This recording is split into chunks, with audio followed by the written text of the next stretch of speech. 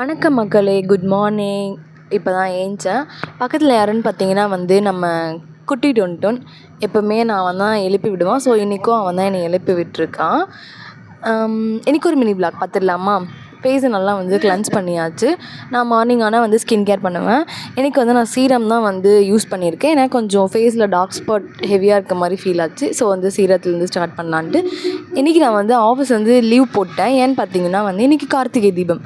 கார்த்திகை தீபம்னாலே வீட்டில் விளக்குலாம் ஏற்றிட்டு கோவில்லாம் போயிட்டு வருவாங்க. ஸோ எங்கள் வீட்லேயும் அதே தான். லிப்புக்கு நான் லிப் ஆயில் யூஸ் பண்ணிக்கிறேன். இன்றைக்கு மினி விலாக் பார்த்திங்கன்னா இதுலேருந்து ஸ்டார்ட் பண்ணுறேன். இனி ஃப்யூச்சர் விலாக்ஸ் எப்படி இருக்கும்னு பார்த்தீங்கன்னா கோட் ரிலேட்டட் கண்டென்ட் இருக்கும். ப்ளஸ் ஆஃபீஸில் என்ன பண்ணிக்கிட்டு இருக்கேன் அந்த மாதிரி கண்டென்ட்ஸ்லாம் இருக்கும். நேற்று நைட்டு தான் ஹேர் நல்லா வாஷ் பண்ணதுனால மார்னிங்கில் சீரம் போட்டு நல்லா ப்ரெப் பண்ணியாச்சு. ஸோ இப்போ நான் மார்னிங் ஆனால் சியா சீட்ஸ் நைட்டு சோக் பண்ணி வச்சுட்டு மார்னிங்கில் எடுத்துப்பேன். சியா சீட்ஸ் நம்ம ஸ்கின்னுக்கு ஹேருக்கு எல்லாம் நல்லது.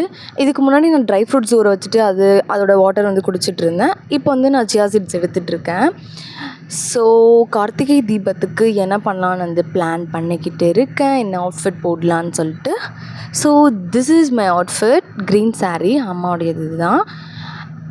இன்றைக்கி கார்த்திகை தீபம்னாவே எப்போவுமே விளக்குலாம் வீட்டில் எல்லாம் போடுவாங்க. ஸோ அதில் சில கிளிப்ஸ்லாம் பார்ப்பீங்க. அப்புறம் தீபாவளிக்கு இருந்த பட்டாசு மீதி இருந்தது. அதை நல்லா வெடிச்சிட்டு இந்த விலாகை நான் முடிச்சுக்கிறேன்.